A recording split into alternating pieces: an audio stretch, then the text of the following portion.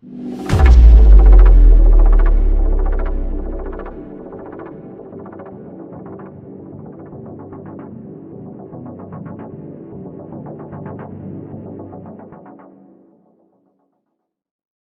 maintenant, un peu d'histoire.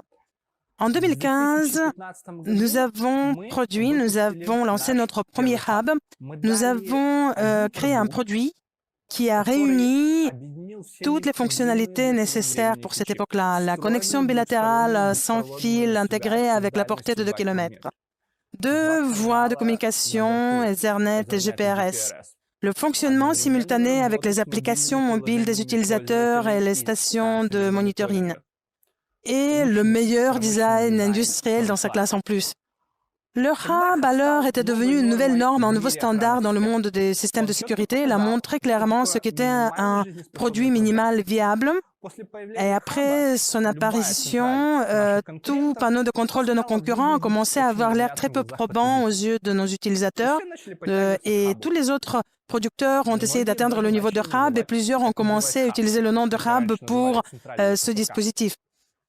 Et certains ont commencé même à donner notre nom à leur gamme de produits sécurité, ce qui nous a bien sûr flotté. Mais nous ne nous sommes pas arrêtés là.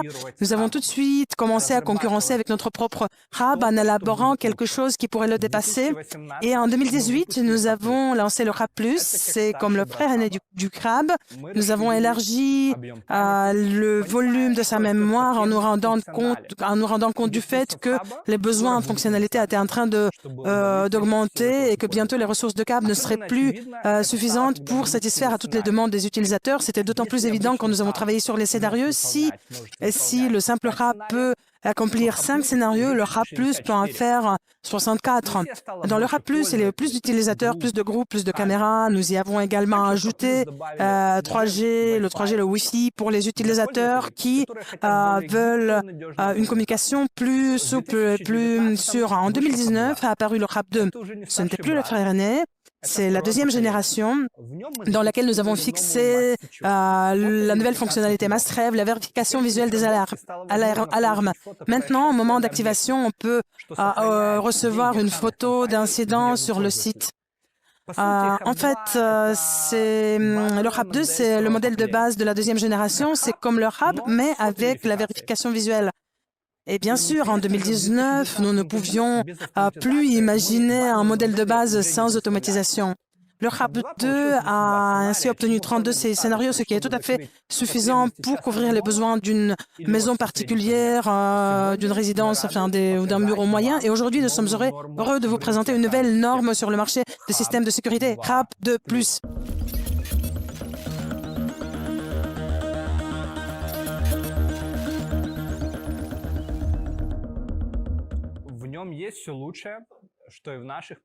Il a tout ce qu'il y a de meilleur, tout comme dans nos hubs précédents, le Jeweler, Windows, Ethernet, Wi-Fi, 2G, 3G, vérification visuelle des alarmes, le soutien de 64 scénarios d'automatisation.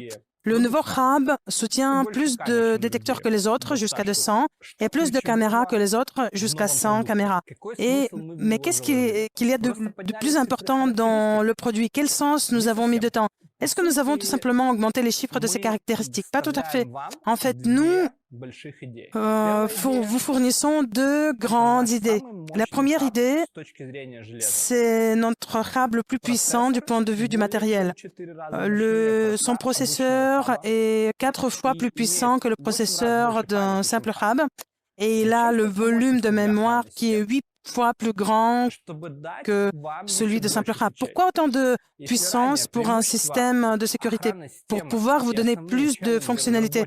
Si avant, les avantages de systèmes de sécurité et les challenges principaux des développeurs relevaient plutôt du matériel ou de la possibilité de correspondre aux standards, on regardait l'optique, le nombre de zones, de boucles, le type d'émetteurs, récepteurs, le bon bloc d'alimentation, etc.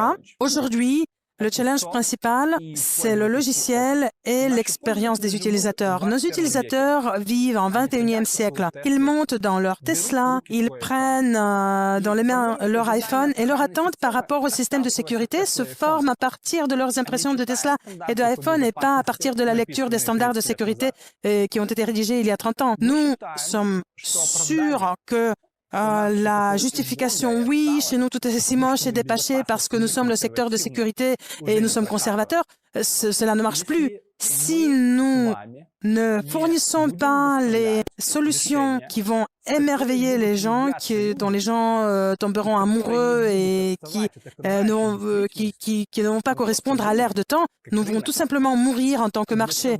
Et pour correspondre à ces attentes, nous devons proposer vraiment beaucoup de logiciels et avoir de la place pour prendre un élan au niveau du matériel. C'est pour ça que dans le RAP 2+, nous avons vraiment boosté la performance du matériel pour pouvoir vous livrer, offrir encore plus de fonctionnalités importantes.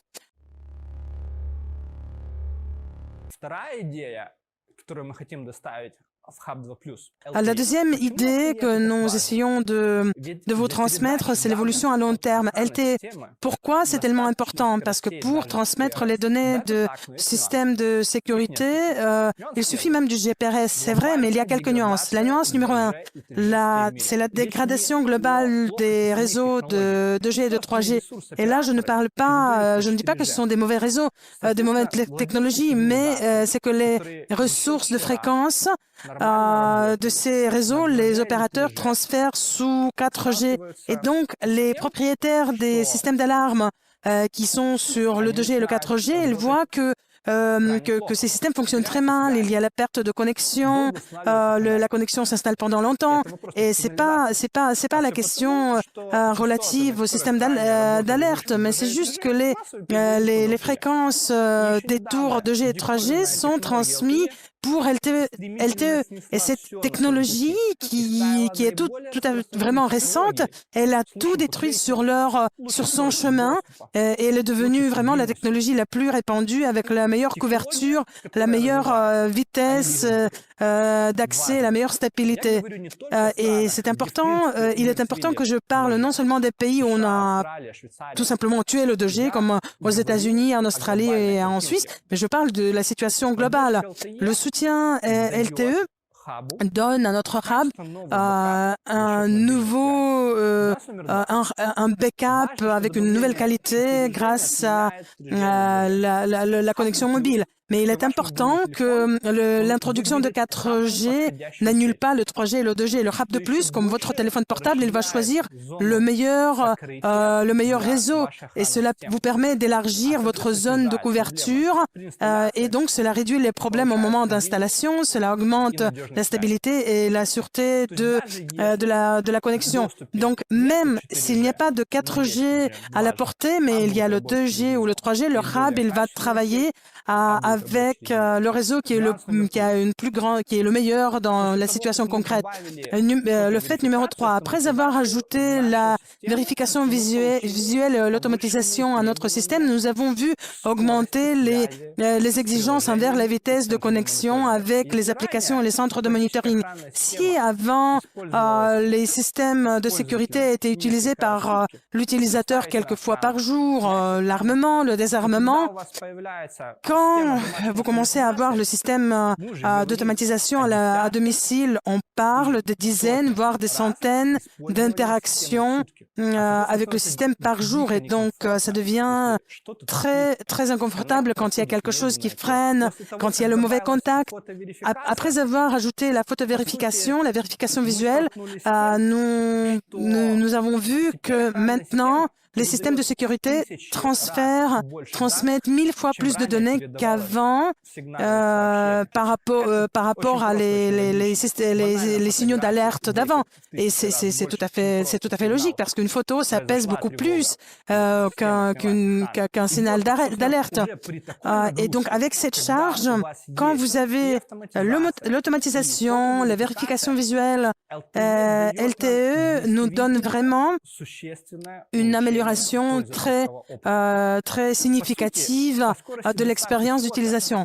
En fait, quand on parle de la transmission de photos et de l'utilisation d'automatisation à domicile, il n'y a pas vraiment de différence par rapport à Wi-Fi et avec Ethernet, mais si vous le faites avec le GPRS, vous allez vraiment sentir ces différences.